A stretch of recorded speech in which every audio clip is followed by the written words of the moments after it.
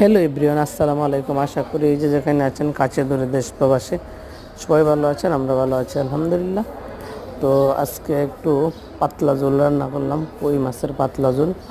অনেক দিন ধরে শুধু মাছ বোনা টোনা খেতে খেতে এখন আর ভালো লাগে না। তো আজকে একটু পাতলা ঝোল রান্না করলাম, হচ্ছে জালি দিয়ে, কচি একটা জালি দিয়ে পাতলা ঝোল।